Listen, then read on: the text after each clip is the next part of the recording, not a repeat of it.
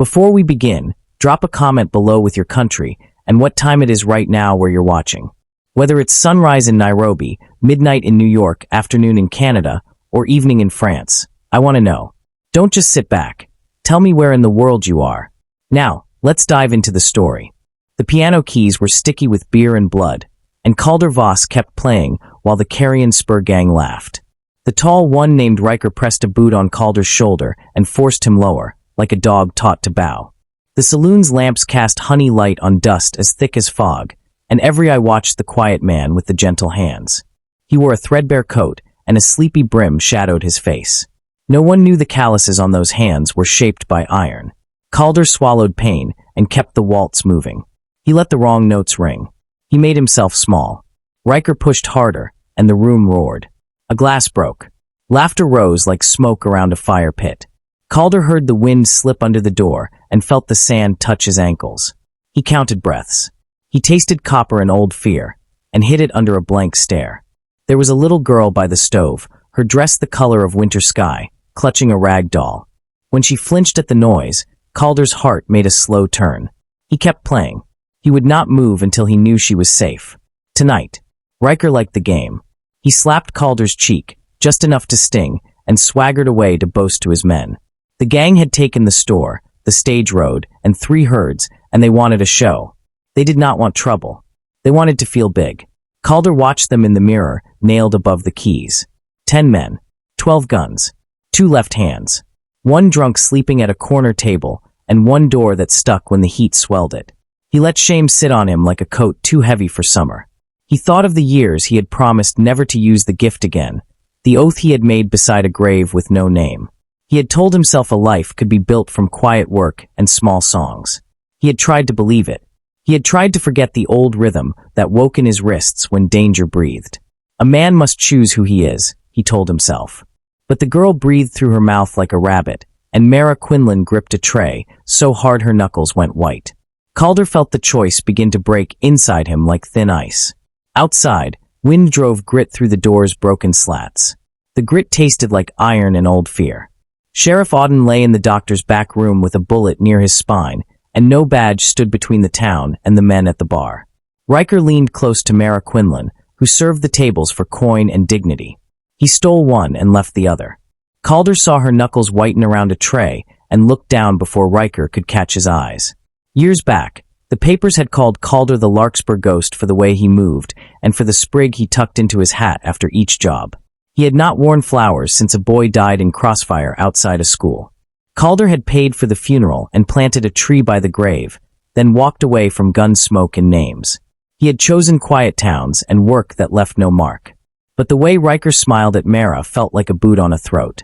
Calder's fingers hovered over keys, trembling like horses in a storm. He counted beats and reminded himself that storms pass. He reminded himself that storms break things that cannot be fixed. Riker grew bored with music and wanted sport. He yanked the child by the arm and set her on a table, smiling as her shoes scraped wood. "Dance," he said. The room went still. Mara's mouth opened and then shut. The barkeep looked at the floor. The piano's last note curled like smoke and died. Calder stood slow, hands empty at his sides.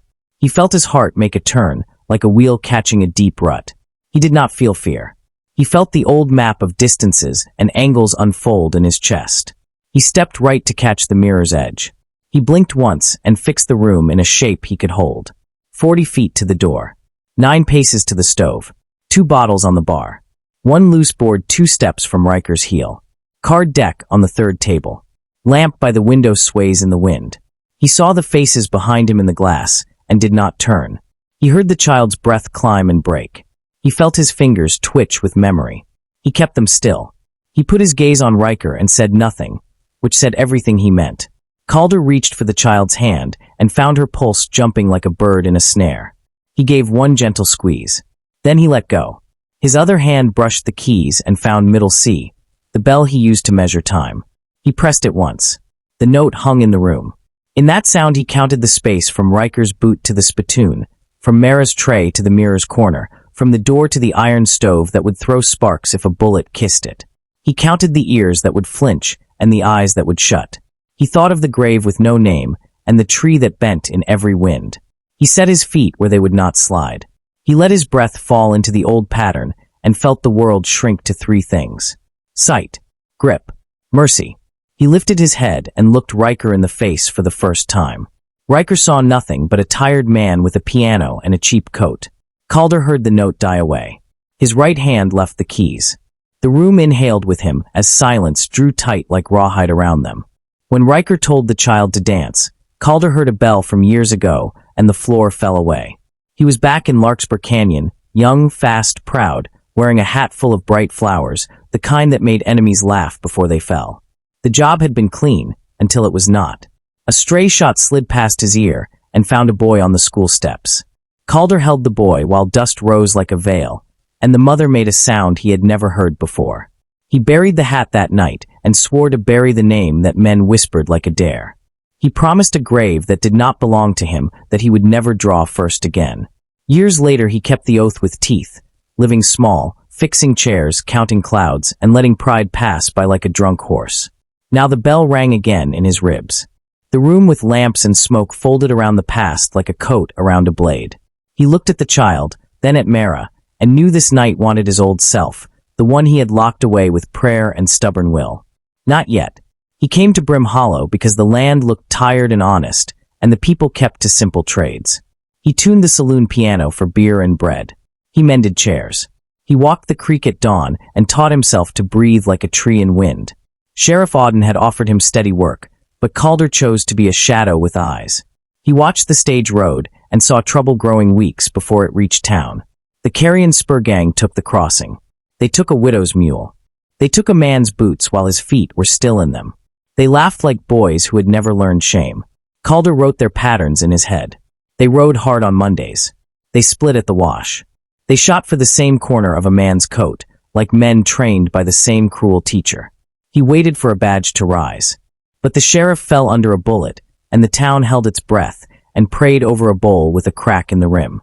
Calder played slow songs at night to keep fear from drowning the room, and he told himself music could hold a wall. For now. Mara Quinlan came to Brim Hollow the winter before, with a trunk that rattled like a box of dry bones.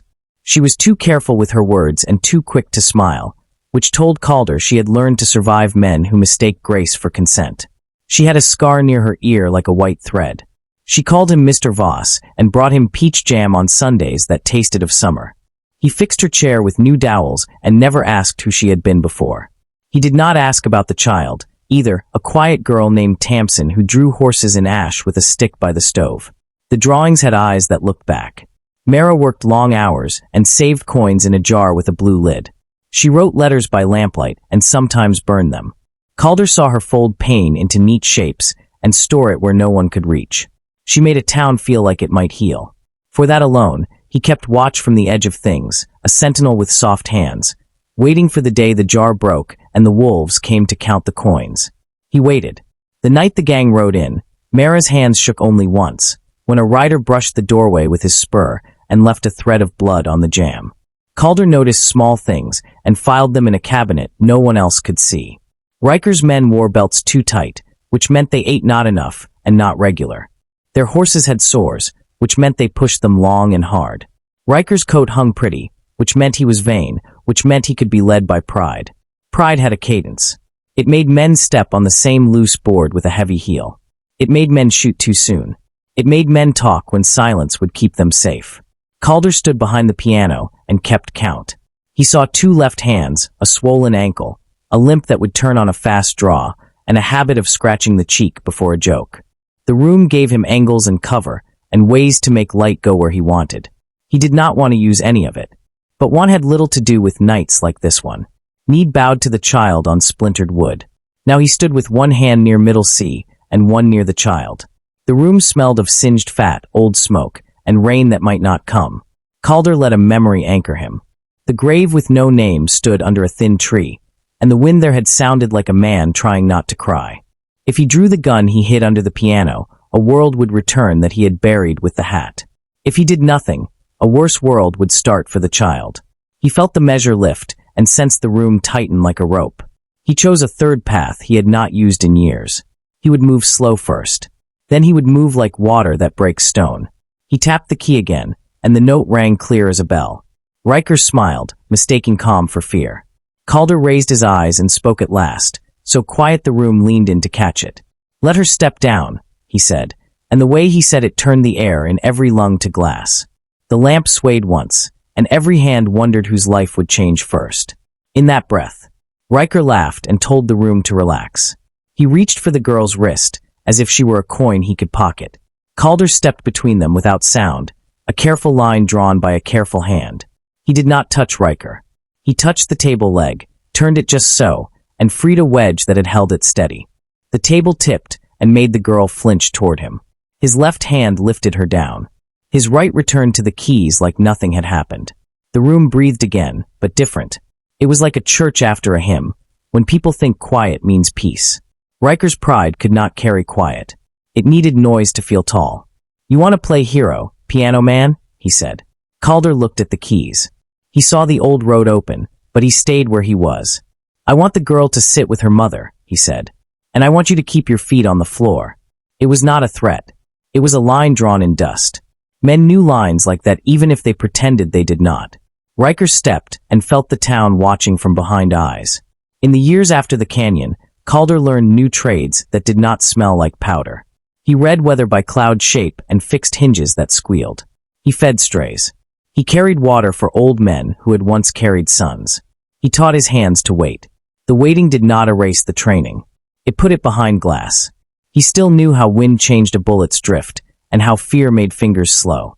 He could taste lies the way a horse tastes iron before a storm. He built a rule around the thing that had broken him. Never draw first. Never shoot to kill unless a life is seconds from breaking. Never let pride set the aim. Never forget the tree with the thin trunk and the grave with no name. Each rule was a fence around a fire. It did not put the fire out. It made it useful when winter came. Standing at the piano, he felt winter arrive. He was not the man from the papers. He was the man who would not let a child dance for a bully. He wanted no crowns, only a town that could sleep again, without locking doors at night. Mara guided Tamsin behind the bar and held her close, then looked at Calder in a way that told him she knew more than most. It was not fear. It was recognition that stayed behind her eyes like a lantern held low. Later he would learn she had come from a place where newspapers traveled slow and stories traveled fast. She had heard once of a man who moved like a ghost and left a sprig where trouble died. She had kept that rumor like a needle in her apron, ready for a tear. Now she pressed the needle into cloth. "Mr. Voss," she said soft, "do not let them take any more." He heard the name she did not say. Not Calder. Not Larkspur. Just the trust between them. It made his chest ache. Riker saw the look and mistook it for romance. Men like him took every look and made it about himself. He walked closer, yet he did not see the cabinet of angles that Calder had already opened. He saw only a man at a piano and a woman who refused to smile for him. He never saw the quiet storm gather behind Calder's gaze tonight. Riker slapped a coin on the bar and told the room a tax was due. Every home would pay by dawn, or the barn would burn with the stock inside. He named sums that had no mercy in them. He leaned over the counter and stole a kiss that was not given. The barkeep kept his hands down and his eyes on the wood. Calder felt heat rise behind his ribs. He turned it into breath and thought like a carpenter. You hearten a beam by adding a brace. You hearten a town by adding a plan. He counted guns again and placed men in spots he would use later. Auden lay in the back room with the doctor and a prayer. He could not stand. He could listen. If Calder could fold the room into a path and walk that path without a fall, the town might live to see rain. Riker reached for Mara again. Calder heard the scrape of leather and knew the next second would decide years. He felt the old fire test its fences and find no weakness. He did not want to open the gate. The child's breath lifted. The gate began to move. The door pushed wide and wind flattened the lamp flame. A thin man with river-pale eyes stepped in, mud on his boots and a smile like dull wire. "Road is clear," he told Riker, but his gaze slid to Calder and stayed. He had the memory of a crow. "You look familiar," he said. Calder kept his chin down. The piano hummed under his palm like a horse ready to run. The man's smile thinned. "Ghost," he said, almost kindly, and the word passed through the room like a cold rain. Riker frowned, not yet catching it, but his men shifted. Mara's fingers tightened on the child's shoulder. Calder's breath went slow again. He was not in a saloon now. He was in a map, and the lines were set. The thin man stepped left on that loose board, and the board gave a soft groan. Riker laughed at the sound, and in that laugh Calder heard every life in the room balance on a blade's edge, waiting for the first tilt. Outside, a second set of hoofbeats circled the street, patient and sure. The town did not know yet. Trouble had brought a witness, and witness wanted proof. Names move men faster than bullets. The word ghost made Riker's pride try to stand taller than his sense. He shoved the thin man aside and squared to Calder with a grin that asked for blood. "So the piano player thinks he is famous," he said. Calder kept his hands visible and empty. He let the room see the truth he wanted them to see. A tired man. Slow. No threat. It calmed some and angered others. The thin man watched with eyes like a winter river and said no more. Calder shifted an inch and felt the gun under the keyboard kiss his palm. He did not take it. "I am not famous," he said. "I am the man who will walk you to the door if you let me. If you do not, you will leave in ways that will weigh on you for the rest of your nights." He meant it. He wanted Mercy to win. Mercy did not clap when it won. It just let children sleep. Riker liked laughter more than sleep. He tapped his holster with 2 fingers. The room tilted toward wrong, and the mirror showed faces ready to see a man break. Calder pressed 3 soft notes that drew every ear for a heartbeat. In that breath he nudged the loose board with his boot and slid the spittoon with his heel. The board sighed. The brass rang. Eyes moved. Riker looked down and laughed again, attention cut in 2. Calder took the child's hand and placed it in Mara's. "Back," he said, not loud, not weak. They moved behind the bar and into the shadow near the water barrel. Calder set a bottle on the piano lid at an angle that caught the lamp and threw a spear of light into the thin man's eyes. Blink. Small things ruled seconds. He turned the bench with a knee to make it a block. He was building a doorway no one else could see. If he had to move hard, he would move through it. He still hoped not to. Hope was a tool if you kept it on a short leash and fed it truth. Riker pushed his coat back to show steel and dared him to try. A match snapped near the stove. Grease popped. The smell of singe grew louder than talk. The room leaned again toward heat and risk. His first teacher had been a butcher named Iona's Creed, who taught him to cut with respect. "Meat is memory," the man used to say. "Cut wrong and the whole beast shouts at you." Years later, a scout taught Calder to fire under wind and to read the ground like a book. But the best lesson had come from an old woman who ran a wayside. She said a man should carry 3 words when the day turns mean. Sight. Grip. Mercy. Sight keeps lies from winning. Grip keeps the hand from shaking. Mercy keeps a soul from breaking in pride. Standing at the piano, Calder tasted the stew she fed him once and felt those 3 words line up in his bones. He had sight now. He had grip. Could he keep Mercy if Riker pushed 1 inch more? His jaw set. He watched Riker's hand and let the next second swell like a tide he could ride without drowning. He heard Tamsin whisper inside the shadow, counting the notes he had played, as if numbers could hold the world steady. Mara did not blink. Outside, hoofbeats slowed and aligned, a drum that measured the space left for peace. The thin man with river eyes spoke as if to himself. "There was a ghost once," he said. "He wore flowers until a boy died." Riker rolled his neck and spat. "I am done with talk," he said, and his hand dipped. Calder did not draw. He lifted the piano lid with his wrist, so it fell and cracked like thunder. The sound slammed the room. Every gaze jumped. In that jump he kicked the bench on its side to block the lane. His palm struck Riker's wrist just above the bone. Steel loosed and slid. The gun skidded into the spit pan and hissed like a snake. Calder did not follow with pain. He let the man feel the loss and the shame. Sometimes shame moves faster than fear. Riker lurched back, cursing, and the thin man smiled without warmth, because truth makes some men love hurt. He lifted his own gun a finger width. Calder tipped the bottle a hair, and the lamp glare caught the thin man full. He blinked hard. Shots love targets that look back. Calder stepped left into shadow and felt the room become a field again, every post and wire clear to him. From the street came a voice strong and clean. "This is Deputy Parson Hale of the United States," it called. The room froze, then churned with whispers. "You boys inside keep your hands where I can count them.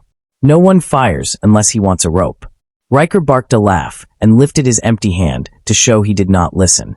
The thin man's smile changed shape. The voice outside shifted tone. "I know who is in there," Hale said.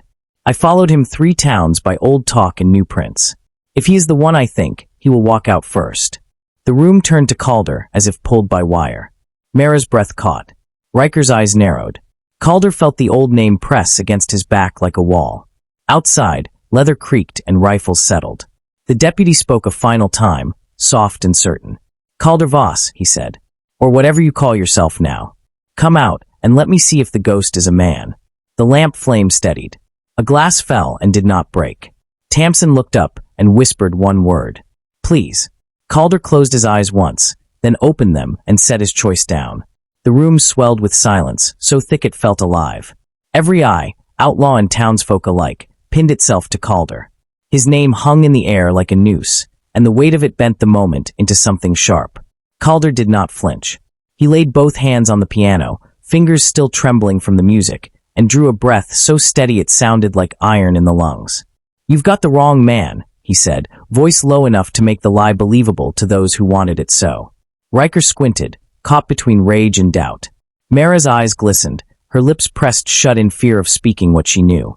The child clutched tighter against her skirt, the doll's head bent as if listening. Outside, Hale's voice thundered again. Then prove it. Step outside into the light, or I will come in and drag your truth out by the roots.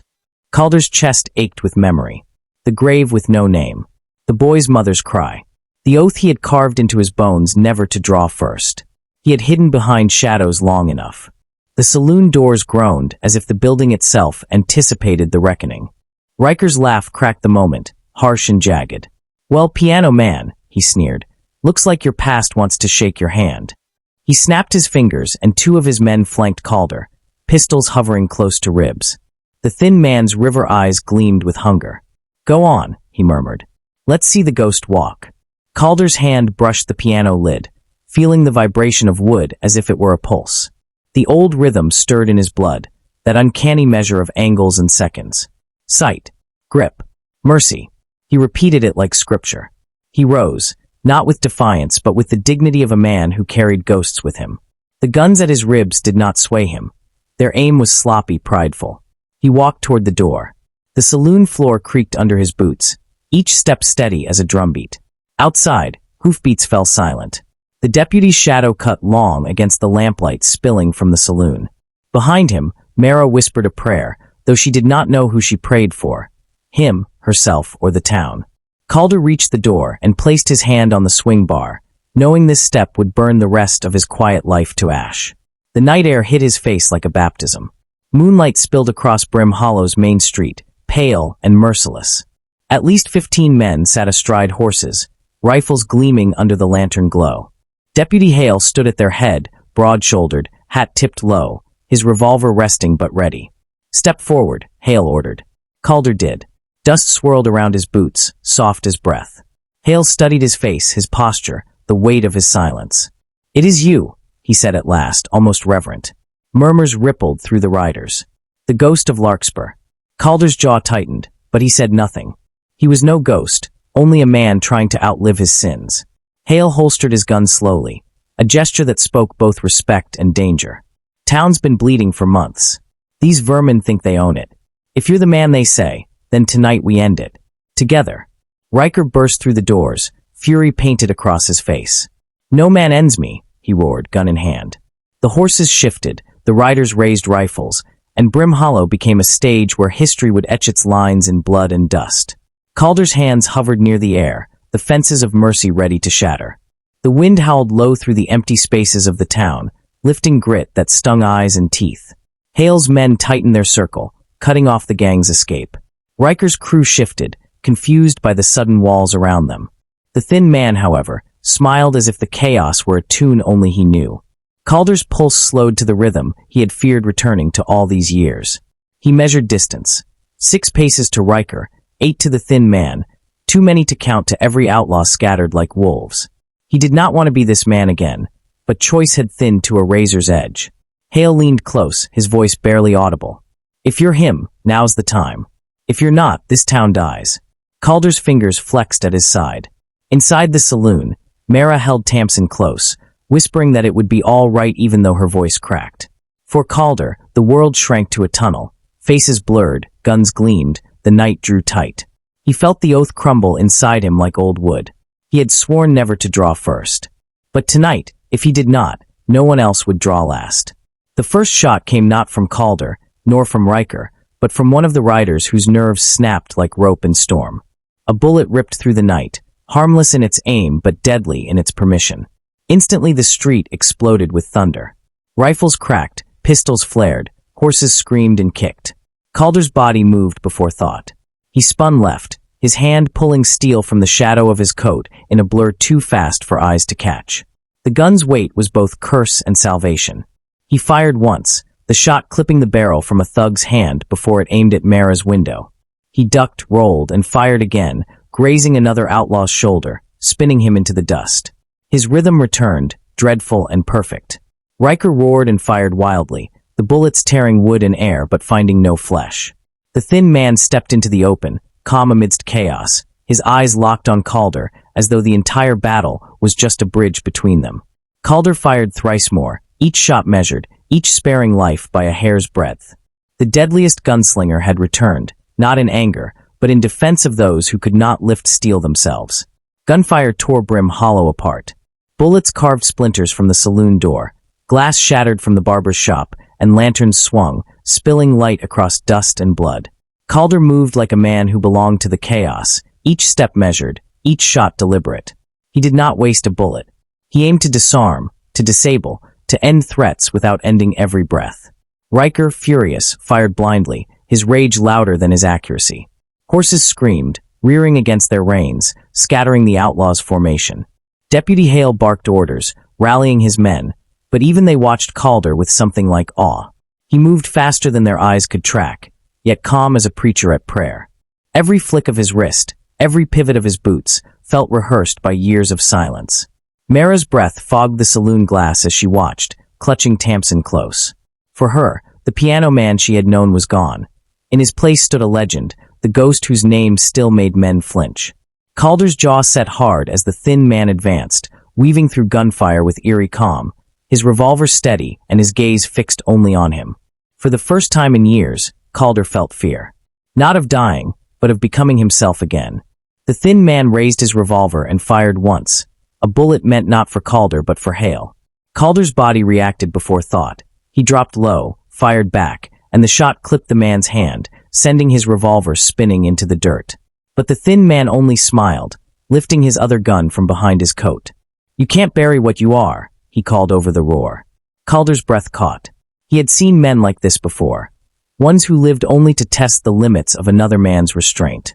Calder's rules, never draw first, never kill if it can be spared, were shackles to men like him. The gunfire slowed as the outlaws faltered, their morale buckling under Calder's precision. The street thinned of threats until only 3 men remained. Riker, snarling and bloodied, the thin man with his cold eyes, and Calder, standing between them like judgment. Hale shouted for surrender, but neither outlaw heard. Calder stood with gun drawn, and for a moment, Brim Hollow held its breath, waiting to see whether mercy or death would write the next line of history. Riker lunged first, desperate, pride cracking under shame. His bullets flew wide, one striking the church steeple bell, so hard the clang echoed down the street. Calder dropped into a crouch, rolled, and fired. His bullet struck Riker's gun hand, tearing flesh, making the weapon fall into dust. Riker howled, clutching his wrist, humiliated before his men. Some of them broke and ran, scattering into alleys, leaving their leader crippled and cursing. Hale's deputies pursued, but Calder stayed rooted, his focus narrowed to the thin man who still smiled. "You'll never stop," the man said, voice steady even as blood streamed down his hand. "You'll play the hero until your grave, and still they'll whisper you were a ghost, not a man." Calder's grip tightened. His ribs burned with the memory of that boy long ago. Mercy warred with vengeance in his veins. He could end this man here, and save Brim Hollow forever. But if he did, he might never crawl out of the grave he had buried his old self in. The crowd behind doors and windows waited. The law waited. The child waited. His choice hung heavier than his gun. The thin man raised his weapon again, bloodied but unflinching. Calder's breath slowed, his heart beat once, twice, then steadied. Sight. Grip. Mercy. The 3 words guided his hand. He fired, not at the man's chest, not at his head, but at his shoulder. The bullet tore through flesh, spinning the thin man to the ground, the gun clattering uselessly. The man groaned, fury blazing in his eyes, but alive. Calder stepped forward, boot pressing down on the weapon before the man could reach it. "You wanted a ghost," Calder said, voice raw. "But all you get is a man who refuses to be one." Hale's deputies rushed forward, binding the thin man's arms. The street grew quiet except for the moan of wind and Riker's curses fading as he was dragged away. Calder's chest rose and fell, his gun lowering at last. Mara stepped into the doorway, child clutched tight, tears streaming. For the first time in years, Calder allowed himself to breathe like a man unchained. But he knew the story was not finished. Brim Hollow had been saved, yes, but legends do not leave without consequence. The next morning dawned gray and weary, the town scarred by bullet holes and broken windows. People emerged slowly, like animals testing air after a storm. Deputies dragged the surviving outlaws into wagons, their curses fading under the rattle of wheels. Hale oversaw it all, his jaw firm but his eyes drawn constantly to Calder. The deputy approached him as he sat on the saloon steps, hat low, hands folded over knees. "You saved this town," Hale said, his voice even. Calder shook his head. "I did what was needed. Saving's a bigger word than I deserve." Hale studied him. "You could run again. Hide behind pianos and shadows. Or you could stand. Folks will follow you now." Calder's mouth curved into something between a smile and a grimace. He had never wanted followers. He had wanted silence, a life measured by small acts. But silence had been broken, and once a name rose again, it rarely returned to dust. Townsfolk gathered, eyes filled with gratitude, but also fear, the fear of a man who could kill faster than they could blink. Calder saw it and felt the old loneliness settle back on his shoulders. Heroes and ghosts shared the same curse. They could not belong. Mara stepped forward, child clinging to her skirts, and broke the silence with simple truth. "You did not kill when you could have," she said. "That is what matters." Her words softened some faces, but not all. Some men nodded, others looked away. Calder stood, tipping his hat. "It matters enough for me," he said. Yet deep down, he knew that the legend of the ghost of Larkspur had grown again, and it would follow him like a shadow across every town. He thought of the boy's grave, the oath, the thin man's taunts. He wondered if mercy would always feel like weakness to those who had never carried it. Still, Mara's gaze steadied him. She saw not a ghost, but a man struggling to choose light over darkness. That look alone anchored him. The child, Tamsin, peeked from behind her mother and whispered, "Thank you." Calder crouched, tipped his hat lower to hide his tears, and nodded. "Take care of your drawings," he said softly. "They're stronger than guns." The girl smiled, faint and fleeting, and for Calder, that was worth more than a crown of victories. By evening, the town had returned to work, patching windows, mending fences, burying the dead. Calder helped where he could, silent and steady. He pulled nails, carried timber, stitched cloth. No one asked him to, but he needed to prove to himself that he was more than what he had shown the night before. Hale watched him, but said nothing. The thin man, bound and bloodied, sat in the sheriff's cell, smiling still. Riker, broken and humiliated, had been sent with deputies to face the judge in the next county. But the thin man was different. He spoke little, yet his presence poisoned the air, as if waiting for a chance to spill venom. Calder avoided the jailhouse, but the knowledge of those cold river eyes never left his mind. That night, sleep refused him. He sat by the saloon piano, the keys cracked and blood-specked, and played soft notes that drifted into the dark. Mara sat nearby, her face tired but warm. "You can't run forever," she whispered. Calder's hands froze over the keys. "Then maybe I'll stand," he murmured, though doubt wrapped the words. The next day, Hale brought news. "There's a price on the ghost's head. Bigger than I've seen. Men will come, Calder. They'll come for you and for this town." Calder stared into the distance. He had expected it, feared it, yet still it cut deeper than any bullet. Legends did not die, they multiplied. The gunfight in Brim Hollow would spread like fire. Men hungry for coin or glory would come to test him, to write their names against his. He could run again, leaving Mara, the child, the town to fend for themselves. Or he could stay, knowing his presence painted a target on every back in Brim Hollow. Mercy had spared lives, but mercy carried consequences. He looked at Mara and Tamsin, at the patched windows, at Hale's weary face. His chest ached with the pull of choice. "If I stay," Calder said, "blood will come again. If I go, wolves will follow me instead." Hale nodded grimly. "That's the curse of men like you." Calder closed the piano lid. the soft sound echoing like a coffin shutting. He had run long enough. Perhaps this was where the ghost's story ended, or where the man's story truly began. They worked by lantern until their shadows overlapped like braids. Hale sketched the town in chalk on the saloon floor, naming alleys like veins and corners like knuckles. Calder divided the defense into quiet tasks. 2 lookouts atop the grain warehouse, a decoy fire near the wash to draw rifles, a rope line to drop the water tower's sluice and make mud where hooves would slip.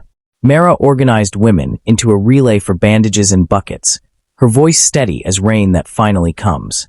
Tamsin drew quick maps on brown paper, the pencil whispering trails and hiding places only a child notices. "We will not outshout them," Calder said. "We will outthink them. Less noise, more nerve." He trained farmers to hold low and move in pairs, showed them how to breathe so fear did not shake a muzzle. He placed himself where the streets crossed like a stitch, the point every path touched. He did not say why. He knew the men who hunted legends shot where legends stood. The moon rose slow, pale as milk in a chipped cup. Somewhere beyond the ridge, coyotes sang like warning bells. Nails clicked, and shutters sighed closed across Brim Hollow's ribs. Near midnight, Mara carried water to the jail, the dipper ringing the pail like a bell. The thin man sat with bandaged shoulder and that winter river gaze, smiling without teeth. "Busy little town," he murmured. "Building a stage for your ghost." Mara kept her voice level. "You will stand trial." He chuckled. "I already had my day. It happened at the telegraph office." Her breath paused. "What office?" The man tipped his head toward the square. "Your postmaster, Tolliver. He wired the bounty riders at noon, sold your legend for $30 silver and a fresh blue coat." Mara felt heat crawl her neck. Tolliver had always bowed too low and counted change twice. She saw his careful smile anew, the way men smile when they find a crack to slip through. "Why tell me?" she asked. He leaned back, pleased with the ripples. "Because betrayals change where bullets land.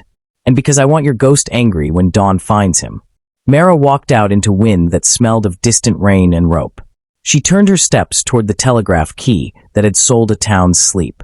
Inside, Tamsin waited, clutching a jar of coins. Tolliver's lamp still burned, throwing a circle of amber over the brass key.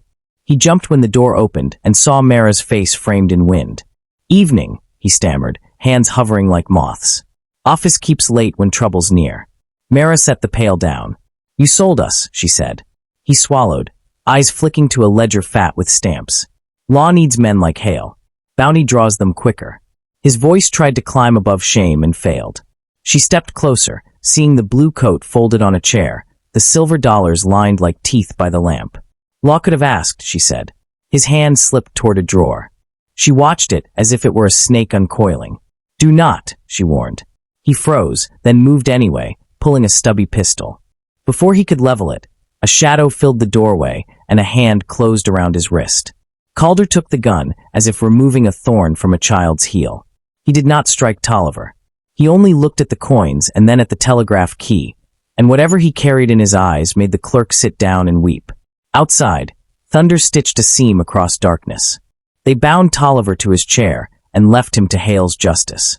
Dawn brushed the horizon with pearl before fire, and the first dust plume rose where the road crests like a knuckle. Riders, a long line, hungry for coin and story. Calder stood at the crossing and tested the wind on his tongue. The town felt like a chest that had just decided to keep breathing. Mara came to him with something small cupped in her palm. A sprig of larkspur, purple as twilight. "When you finish," she said, "leave this nowhere. Build no legend from mercy." He closed her fingers over the flower and shook his head. "I finish by keeping you alive," he answered. Hale checked the rope line at the tower, posted men in pairs, and sent runners to the back lots. Tamsin tugged Calder's sleeve and pressed a drawing into his hand. Alleys, arrows, a star at the place where streets crossed. He tucked it into his coat like scripture. The sun cleared the ridge. The riders fanned wide, teeth bright in the new light. Calder set his feet. The hour that would judge him had come. He breathed once, slow, and waited for movement. By dusk the posters arrived like vultures, nailed to doors by trembling hands. $10,000 for the ghost of Larkspur, alive or dead. Calder read the ink in silence while the town read him, as if his breath might set off a storm. Hale folded one poster into his coat and looked him square. "Riders are coming," he said. Some for justice, most for fame. The streets smelled of pitch and dust. Women hammered boards over windows, men stacked sandbags like altars. Mara stood beside the piano with Tamsin, half hidden behind her skirt. "If you leave, they will still come," she said softly. "But we will not have you." Calder felt the old road open under his boots, a road of disappearances and quiet rooms. He could flee, draw the wolves away, die nameless somewhere, and spare Brim hollow the weight of his legend. Yet he had tested running, and found it never ended. He set the poster down and spoke like a man measuring a beam that must not fail. "Then we make the town a place that cannot be taken," he said. "And we choose our ground." The choice settled like iron in his bones. Tonight, they came at a trot that scuffed dust into scripture, reading their own names in the air. Hale's signal cracked once, and ropes loosed the water tower's sluice. A river spilled down Main Street, turning dust to slick clay. The first rank of riders skidded and toppled, curses drowning under the rush. From the warehouse roof, the lookouts dropped burlap sacks of ash, a gray cloud that blinded guns and bit throats. Calder moved through the crossing like a needle through leather, stitching lanes shut, opening others, guiding chaos without shouting. He fired at hands and hilts, barked 2 words when needed, trusted the town to carry the rest. Farmers who had never held more than a plow line now held the line with quiet fury. Women ran the bucket relay like a heartbeat. Buckboards, turned sideways, made walls. Through it all, Calder watched for the shape of menace that did not flinch at failure. He knew legends drew predators who liked puzzles more than prizes. Near the livery, a rider with a scar like a hook smiled without mirth and drove straight for the church bell. Bram Kestrel, bounty captain, rode as if mud were stone beneath him and fire. Kestrel reached the church portico and seized the bell rope, yanking hard until iron thunder rolled over the town like war drums. Men flinched, their aim quivering under the shock. He laughed, a clean sound that made filth feel dressed. He dragged a stable boy from the doorway and pressed a knife to his throat, using innocence as armor. "Ghost," he called, voice ringing under the bell's echo. "Step out or I stitch this boy shut." Calder's sight narrowed to a point. Wind pulled at his coat, ash stung his tongue. He raised his gun, not at Kestrel, but at the braided rope above the man's fist. One shot parted it clean, the bell crashing into the portico with a scream of metal, staggering Kestrel backward. The boy bolted free into Mara's arms. Kestrel recovered with serpent grace and fired twice, bullets scoring stone inches from Calder's head. The town roared back, muzzle flashes painting the archway with heat. Kestrel slipped into the church shadow, smiling, choosing a darker game. Hale tightened an eastern flank, pushing riders into the mud, while deputies hauled wounded to cover. Mara pulled Tamsin toward the schoolhouse cellar, whispering courage into an ear that shook. At the jail, the thin man sat very still, his eyes on the knot at his wrists. Bandage hit a sliver of brass he had filched from the telegraph desk when Mara turned to leave. He worried the wire against the rope until the fibers sighed and let go. The young deputy guarding him never saw the motion, only the sudden blur of shoulder and elbow, the crack of skull against iron. The keys rang like little bells. The thin man took them, took the deputy's rifle, and took his time. He stepped into a town mid-battle and smiled as if mist greeted him. Calder's traps had caught many, but not men who lived for the space between plans. The thin man moved through back lots and laundry lines, past the blue coat in Tolliver's window, past the bucket relay that never missed. He saw Mara and the child slipping toward the schoolhouse cellar and felt delight that tasted like cold sugar. He turned that way, unhurried, eager to show the ghost what mercy costs when you carry it like a medal. He hummed, a tuneless thread, as if counting steps to some private music. The rifle never wavered once. Mara shoved Tamsin through the cellar door and turned to face the thin man, her body the whole width of the world between him and the child. He leveled the rifle, polite as a clerk. "Step aside," he said, "or make me orphan another breath." Her hands shook, but her voice did not. "You will have to shoot through me." The rifle did not tremble. "Ghost," he called, knowing Calder would hear him even through gunfire. "Bring me your pistol and lay it at my feet. Then we see whether a legend kneels." Calder came out of the crossing, as if pulled by a line tied to his ribs. He saw the angle, the distance, the wind. He saw the margin where mercy failed. His rules had held all night like fences in storm. They would not hold now. He met Mara's eyes and found no plea there, only trust so fierce it hurt. He lifted his pistol, not to lay it down, but to aim. The thin man shifted his bead to Tamsin's face. Time stopped to listen. Somewhere a hinge creaked, a horse screamed, and the bell rope lay severed like a vein across the steps. Dust glittered. Calder exhaled and pressed the trigger a single time, not with rage, not with pride, but with the grief of a promise breaking for a greater vow. The bullet crossed the breath between them and struck the thin man at the notch where collarbone meets heart. He staggered, astonished, as if arithmetic had failed him, as if cruelty were owed longer interest. The rifle clattered. He fell to his knees and looked at Calder with something like joy before emptiness took him. Tamsin sobbed once, a bright sound, then flung herself into Mara's arms. Calder stood very still. The town noise hushed around him until he could hear his own pulse counting the cost. Mercy had carried him to this line and would carry him past it, but a part of him would live here forever, where he chose one life over another. Hale reached them fast, hands firm, voice steady, ordering the last riders disarmed. The street stilled. The water ran thin. The sun slid a hand's width higher. Calder lowered his gun, and in that small motion the legend he had refused finally learned how to bow. He closed his eyes and whispered, "Sight, grip, mercy, remember. Always." By afternoon the street was a scar being stitched. Buckets became brooms, boards became benches again. Hale walked the length of town with a stack of posters and a voice that carried truth like a badge. At the square he nailed one notice over Tolliver's door and read aloud. "The ghost of Larkspur died at dawn," he declared. "What stands here is Calder Voss, citizen of Brim Hollow, protected by law and by the people he protected. No bounty remains for ghosts." Men and women listened with faces that had learned the cost of rumor. Some wept where no one could see. Hale gathered the remaining posters and fed them to the cookstove fire behind the saloon, paper curling into black petals. Riders who lingered for coin read the notice, spat, and turned their horses toward easier myths.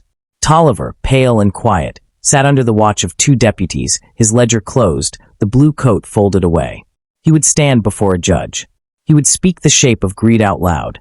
Calder watched the smoke rise and tried to believe a sentence can change the wind. It did, a little. Sometimes a little is a tide beginning. For once. Night found Calder at the schoolhouse, sitting on the steps with his hat beside him like a quiet friend. The cellar door stood open, the air cool and clean.